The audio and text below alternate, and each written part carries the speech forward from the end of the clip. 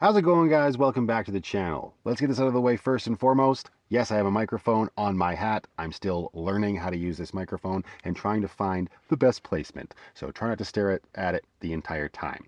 Also, unlike most of my videos, which if you're new around here, you might not know that I tend to do a lot of fast cuts and edits in my videos. I feel like it adds to the humor of the video, or it's just nice in terms of pacing. But for this video, I'm gonna just try and do it in one take. So forgive me if I do stumble over my words. I just wanted to get this video out. I just completed, well, last night, my 6 essential items for living in my van, and before that, I had done my 9,000 subscriber video. But today, the channel was just chugging along like a locomotive, and we went over 10,000 subscribers. And as of the moment that I'm filming this, those numbers are continuing to climb.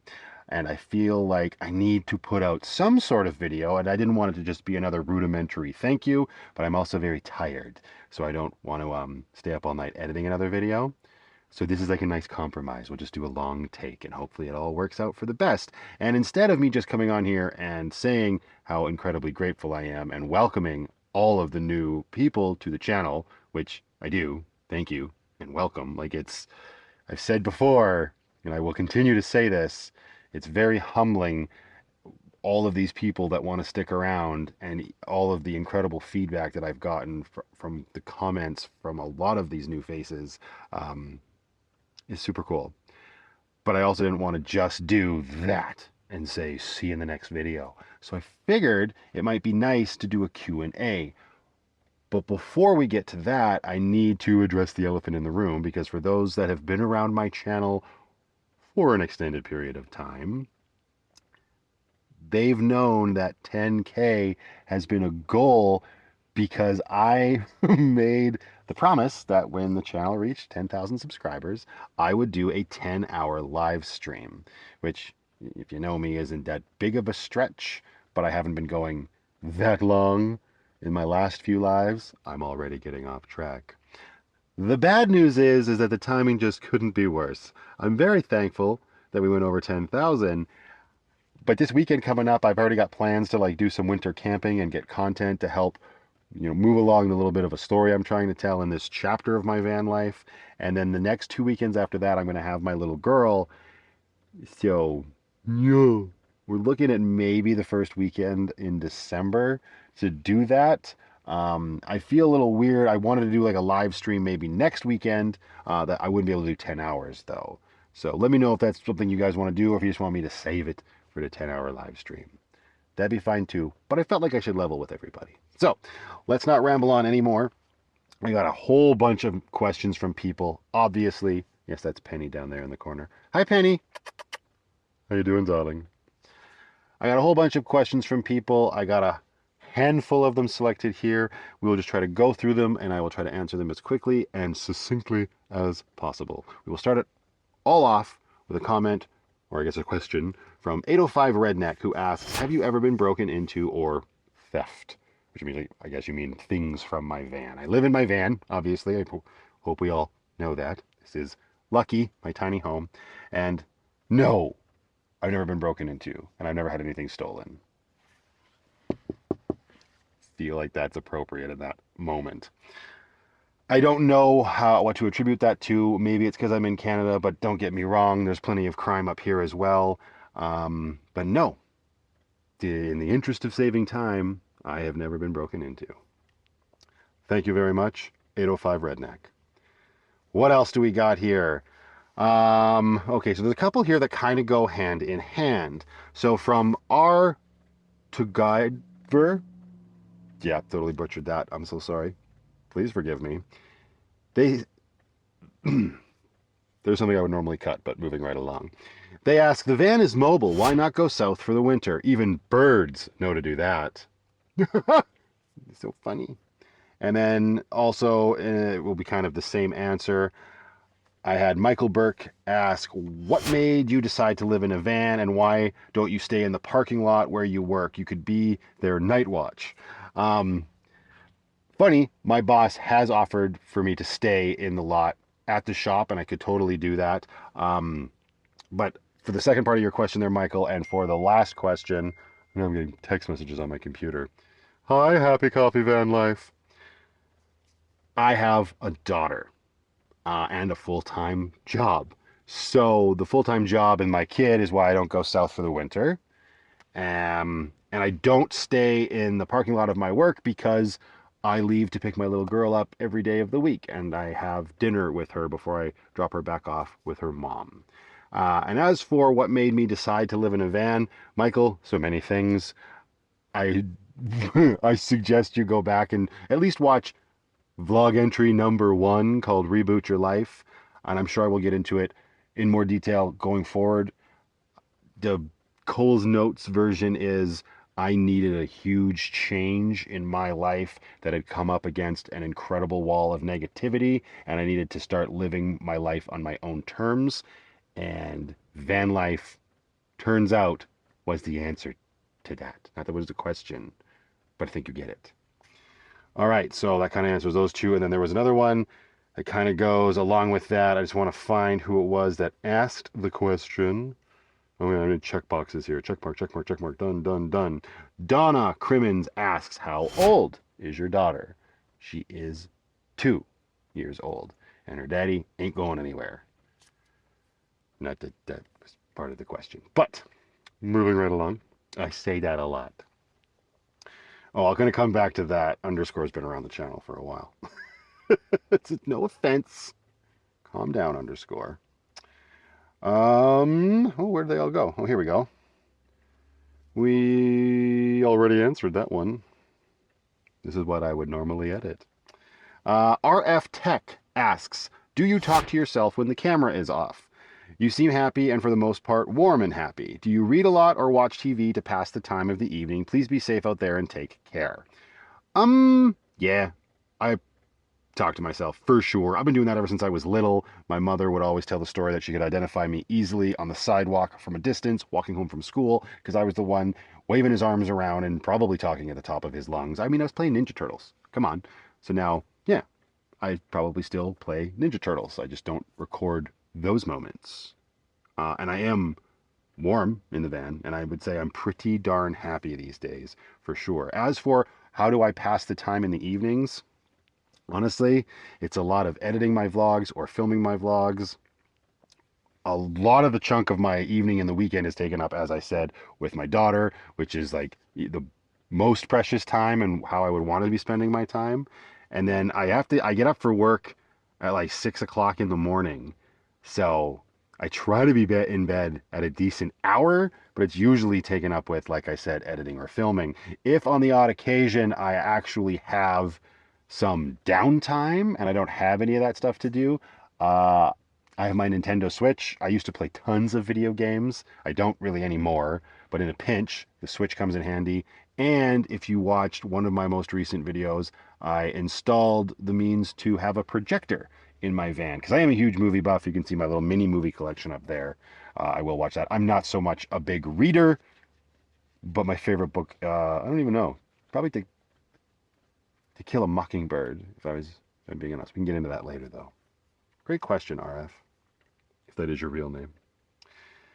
McScooley asks, do you regret your headlights? I was thinking about switching to a set. So, yeah, Lucky has LED lights installed in the front now. I removed the halogens and I installed those during the van build process. There is a video of that on the channel.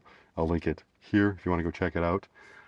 You know what? Honestly, I would say yes, I do regret those. Like they're fine. They were easy to install. They're gonna last a lot longer than halogens. At the time, they were very cost effective. Uh, if they ever go out or if I get frustrated enough with them, I'll probably replace them with halogens. And the reason is they're just not that bright. I'm fortunate enough that most of my time is spent in the city, so it's not a big deal. But I visit my family a lot in the province of British Columbia, and they live in little mountain towns. So, especially this time of year when the sun goes down and you're driving the highways, it's dark. And when you're on them by yourself, it feels a little bit sketchy with those headlights. So, I will not sit here and tell you that I recommend those. I'm sure there's better LED ones out there. Those are just like the cheapest ones I could find on Amazon. Don't get those. Go for the next ones up, at least. And then Fran Watkins asked, how do you keep your tanks from freezing? I don't really have tanks anymore. You'll see, no, it was in the last video. I got rid of my water tank. I do have a water station that I built in my van, and it had running water and a sink. Last year, that freezing was a problem, and I actually have a video where I cut a hole in the water station right next to the vent of my diesel heater, and then I could just turn the vent towards that hole, and it would blow hot air, and it would thaw out those tanks. But as of this year, I don't have any tanks except for gray water. And if that freezes, well, like whatever, I'll just stop using my gray water, or I'll just, well, point the vent at it and thaw it out. Point my vent at it and thaw it out. That is my answer, Fran. Thank you for asking. There's a bit of a longer one. Okay. Chris Daniel asks, do you regret not building out a van that had a high roof so you could stand up inside? Do you have a carbon monoxide detector in your van because of the diesel heater? I miss snow. I lived the first nearly 40 years of my life in New England, and now I live in the hellscape that is Florida. I'm sorry to hear that you feel that way about Florida, Chris. I'm sure it's quite hot. I probably wouldn't want a van life down there myself. I would love to visit, though. Never been. Do I regret not building the van out that had a high top? No, not really, because when I got my van, I was looking for whatever I could afford at the time and whatever was available. You know, it's the van life nomadic movement is rapidly growing, and the prices of vans were even going up even then, more so than they are now. So I don't regret it. I had an idea in mind. I had everything in my head that I had planned out. I had planned out around a low roof, and I am A-okay with it. Do I hope that I have one in the future? Absolutely. It would, of course, be a nice evolution. But for now, no regrets. And yes, I do have a carbon monoxide detector. That was like the first thing I bought. I think I bought that before I even got the diesel heater because it's just a safety thing. It's right down here. See, now it's going to chirp at us at least once and probably twice. Just going to make sure it's working. There you go. Shush. Okay. Couple more here. Oh, that's not so much a question, but Kyle's Killer Lemonade says, want to keep warm in the winter? Find something to drink over 40 proof. Kyle, welcome to the channel. You're going to fit right in. Stick around. I promise you won't be disappointed. And, oh yeah, I love this one. Joan Smith asks, what inspires you? I didn't want to get like too cheesy or too cliche with this question. I've always been a very creative person. I used to make movies with my friends. A lot of these movies up here are actually movies that I've made. Like I wrote, directed, produced, edited, and starred in alongside all of my friends. And I just loved the idea of storytelling and being creative. When I inevitably start to feel down or depleted, which I had years of, don't get me wrong, at least nowadays when that starts to happen, it really is this community. If you're newer around here, you're going to learn pretty quickly if you're active in the comments or at least reading them. The support from the core community here at VanlifePLUS is absolutely incredible. And there is no better word than inspiration to describe them. That's why I want to keep making videos. I've always said that even if I didn't have a huge audience, I would keep making videos. And that is true. But the more that the community grows and the more that my audience supports what I'm doing and gives me feedback like they've been giving me, it fills me with a drive to just keep doing what I'm doing and try to figure out more unique and creative ways to bring content to you, because that's what taps into my creative side. And plus I'm living this alternative lifestyle that a lot of people seem fascinated with. So it really does come down to the community as the answer to that question, Joan. Thank you for asking. That was a while ago, 2 weeks. Good God, man. And now, all right, fine. We'll go back. Underscore, been around for a while. How you doing? I have a quick question. How did you go about picking that particular video ending music? Just wondering if there's a cool story behind it. Thanks. I don't know if it's a cool story. I guess that's a matter of opinion and subjective. But I get all of my music from a website called Coma Music. I have a paid subscription over there, and every time I download a track, they email me a license that gives me the right to use music in my videos. That doesn't prevent stuff from getting flagged on YouTube regardless, and then you got to file disputes, and it's a whole thing, but that's just the way of the world. I have outro music, and for the most part, you're always going to hear the same track. It's called Walking Stick, and that's how majority of my videos end. It's probably exactly how I'm going to end this video. Spoiler alert, here's a little ditty of it. Right? It was actually just a regular song. Well, I mean, it is a regular song, but I downloaded that as a music track for a vlog that I was editing. And yeah, it actually kind of is a special vlog to me. I don't think a lot of people have watched it. I'll throw a link to it right here. And I used it it was the first time I went to BC with Stella, who's my little majority black calico cat. Penny stayed behind on that trip. It's a whole story. But it was just me and her, and we found this campground. Well, we didn't find it. I knew it was there, but I had never driven off of the highway to go check it out. A campground called Box Lake. What's the name of the lake? Box Lake Campground. And while I was there, I shot a whole bunch of footage for the vlog. Go check it out. And I used the song there, and I liked it so much. I think it might have actually been my friend Desiree who said she really liked it.